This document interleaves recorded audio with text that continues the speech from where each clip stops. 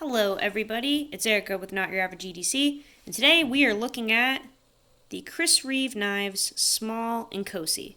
This one is in black gun coat, so this is I think a KnifeCenter exclusive, but it's no different design-wise from the normal Inkosi, so it'll kind of cover that model in general, but we are going to go over a whole bunch of stuff about this knife and see what we think about it at the end. So, this is one of the smallest Reeve knives. It is smaller than the small Sebenza that we have here by quite a lot, actually. So the small Sebenza is a pretty small knife. And as you can see, the Inkosi is really tiny. Close this up. So it's a very short knife, but a lot of the same attributes as the Sebenza. They're kind of, they're a lot alike except for we have these finger grooves here, and the lockup and washers are a little different. So if you took this knife apart, the washers are two different sizes. They have a more like rectangle shaped pattern milled into them as opposed to the circles on the Sebenza. And that pivot is very large, and this knife is just kind of like an overbuilt Sebenza in a sense. They have a lot of the same characteristics, but the Inkosi line is just really overbuilt and like a beefy knife. So, let's see. Let's just go over a few specs here. This one came with double thumb studs. I'm assuming just because it's an exclusive. I do believe when you buy them normally, it only has them on one side. It has a black gun coat on it with all silver hardware. This one is in S35 VN blade steel, but still have all the normal titanium handle scales and Reeve integral lock right in there. All that good stuff in just a tiny little package. Very, very small. So let's go over some pros about the Inkosi. This is a knife in particular that I tested quite thoroughly because I was kind of challenged to do so. I started testing it and then I stopped because I had to keep sharpening the blade like every other day, and I didn't have time for that. So this is the knife where I stopped the testing like a week in because I just couldn't do it anymore, and then I was challenged by someone in the knife community on Instagram to lay the edge back to 15 degrees per side and then try it and see how well the edge holds. And the good news is that worked. So laying the edge back that thin really did help with edge retention. But then the bad news was like, why do we have to change the geometry of this knife when it's so expensive? This one, I want to say, is $475 as well. So the new 31 that I have in S45 was $475, and I believe this model is as well. The normal small Inkosi is not that expensive. It's in the $375 range, I think. But because this is an exclusive, it was much more expensive. I will disclaim with the fact that I did not pay for this. So this was actually given to me, and I'm very lucky that I got it. I got one of the first ones, and I didn't have to pay for it. So that was cool. But yeah, so we just have that ongoing kind of lingering question: should we be paying that much for a knife when we have to get it, when we have to change the edge in order to get it to hold an edge for a decent amount of time? Like, these are branded as work knives, as hard use knives. They should come perfect. Should we have to lay that edge back in order for it to hold an edge longer than a couple days? That, again, is something for you to think about and for you to answer for yourself. For me, I decided that I probably would not purchase another Chris Reeve knife for a while because I just don't want to have to do that if I'm paying that much money. Like, for me, it was kind of appalling that I had to lay that back so far and so thin and change it to get it to work for me. That was pretty surprising. So for me, if I'm going to spend that much on a knife, I really would like it to hold an edge longer, and I feel that I shouldn't have to fix that, but to each their own. Okay, so the pros would be this blade shape is phenomenal. We have a really nice drop point with a good little belly on it, and very, very much like the Sebenza, just a very nice blade. This one, as I said, got tested very thoroughly, so the gun coat is really coming off of it.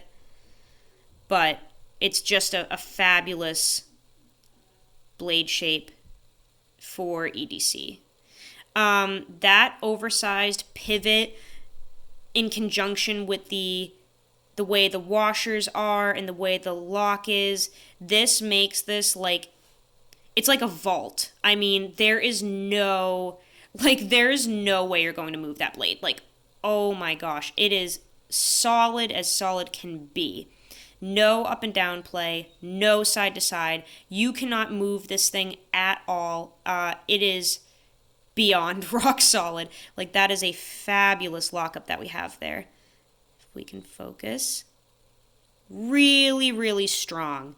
And you can feel it because it is just like, disengaging the lock is not troublesome, but you can just feel, like, when you close an Inkosi blade, they're just very rugged. Like, this does not feel like a Sebenza at all. It's not as glassy. It's just, it's like, I'm ready to work. I'm a little stiff, but boy, when I lock up, you can rely on it.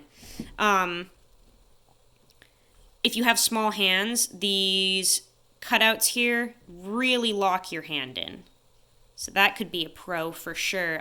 This fits my hand flawlessly. It's just, it really locks in there. But again, I have tiny hands. The gun coat looks really cool when it's worn. So if you are somebody who likes your knives to look aged and to take on all those scars and stuff, you might like this gun coat because it definitely scratches up and gets beat up. Sorry for the lighting changing throughout this. My lights are flickering right now. I apologize for that. Let's see. What else do we have as a pro? Decent pocket clip. It is angled off there from the lock bar. Just a solid little tank of an EDC knife. There's not a ton to say about it because it's just so similar in a lot of ways to the Sebenza, and I made like a 25-minute video on that. So if you're looking for like the history of Chris Reeve, go watch my video on this.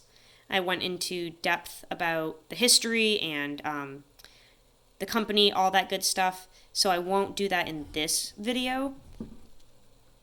But yeah, it's just kind of an all-around cool little rugged EDC knife. This one definitely won't like fold on you. It's not going to fail you. I mean, it is durable as all heck. And with the edge being laid back, it definitely had way better edge retention. Even though it's S35, it definitely was a game changer having that thinner edge. And it didn't really chip out on me or anything. It actually was really nice testing it like that. Let's go over some cons. There are definitely some cons about this knife, and I do feel it has more against it as a model than the Sebenza. Like, I definitely prefer the Sebenza over the Inkosi. So let's just go over a few things. First of all, you have to have a pretty particular hand size for this to fit you. My hands are tiny. It works for me, but when you have finger cutouts that specific. It's really dialing into a certain crowd. Like, that will not be comfortable for everyone, especially because the grooves are pretty sharp. So like, you just might want to try this in store if you can, if you're going to buy it, because it's those are sharp. That's not going to feel good if this doesn't fit to your hand correctly. The gun coat, if you are somebody that doesn't like wear, not for you. It chips very quickly, very easily. They did just change to Cerakote, so this won't be a thing anymore, but if you are somebody who purchased one of these on a pre-order for the gun coat, like, just be careful with yours. It will scratch and chip a lot. It's just not very durable, and Tim knows that. I talked to him about it. I told him that it was just not up to hard use, and they did change to Cerakote. So hopefully that'll be stronger, but this one is literally just engraved with scars from my testing. And I think it looks great, but I mean, before I even started doing anything hardcore, check out the corner of that blade. Let me see if I can... So right on the spine here of the blade, all of that gun coat came off within the first day. And it just started chipping and chipping and chipping, and it kind of went up the whole spine, rolled around. It's just kind of gone. I think it looks fantastic, but if you bought this because it's a black Inkosi, just be careful. It wears off very quickly. The pocket clip isn't too bad. I mean, I feel like it's maybe a little flimsy. Like, I like how it's off of the lock bar now, but it just in general is like a little flimsy for me. Yeah, I don't know. The action on it, I wish was a little smoother. Like, maybe it has to be broken in even more, but I really did test this for a good amount of time, and like, I thought it would be broken in more, but it's definitely kind of stiff. Not a fidgety knife at all. Really good slicer, but just not fidgety. Not even hydraulic feeling. It's just kind of stiff and slow moving. What else do we have for cons? The S35, kind of a con, just because I don't appreciate Chris Reeve S35 as much as their S45, and like, during my Para 3 testing, I noticed that Spyderco's S35 was far superior to Chris Reeve from my testing and my experience. This S35 is just not nearly as good. Yeah, it's just, like, I don't know. This one doesn't, like, blow my mind. There's not, like, a ton wrong with it. It's just, actually, speaking of things wrong with it, this thumb stud is not fun. It's not fun on any of the Chris Reeve knives. It's just tiny, and they're all like that. They're all these little tiny nubbins, and it's just not a fun thing to use. Yeah, there's not... It's kind of a weird knife. There's not a ton of bad about it, but there's also not, like, a ton of good about it either. It's just kind of like a blech knife to me. It didn't excite me like crazy. I wish it didn't have these, but then it would make it kind of more Sebenza-like. Yeah, it's just kind of an all-around, like, okay, very rugged knife, and yeah, there's really not much more to say about it, guys. That's kind of it. Sharpening super easy on it, for sure. That blade shape is fantastic to sharpen, and S35 from Chris Reeve is soft, so it burrs up real quick. It takes an edge within, let's say 10 minutes. It probably would take you 10 minutes in total to get this from dull to shaving sharp, with a strop included. 10 minutes. Very, very quick. Really easy steel to work with, and it is pretty forgiving. So sharpening is definitely like an A+ on this. I will give it that. And best use, I would say, for this would just be regular EDC tasks as well as hard use. Like, this can take a beating. It's going to get scratched and lose its gun coat and such. And if you have the baseline model, you'll get those snail trails and what have you, but it can take a beating. This is one that I did a driveway job with where I recorded myself like shredding through bags of concrete and rock, and like everyone lost their minds. I have a video of it on my YouTube and my Instagram, but people were like literally losing their minds that I would do that with a knife this expensive and made to this caliber, but I literally don't care. So it can take some hard use for sure. Yeah, if you're looking for an expensive hard use EDC knife, definitely look into the Inkosi if you don't mind those cons I mentioned earlier. And it is fairly easy to take apart and maintain for sure. Very simplistic design, just like the Sebenza. Really easy to take apart, throw some grease in those washers and put it back together. Yeah, I think that's it, guys. Hopefully that cleared things up a little bit about the Inkosi. I know a lot of people have messaged me asking if they should get the small Inkosi or the small Sebenza. It's always kind of been a discussion. Definitely check one out if you don't mind those little nitpicky things I said. But yeah, it's just an all-around good knife. Anyway, guys, I will see you on the next video. Thanks for watching as always. And please go use your shit. Go use it. Go put some scratches on it, okay? And then come back. Have a good one, guys. See you on the next one.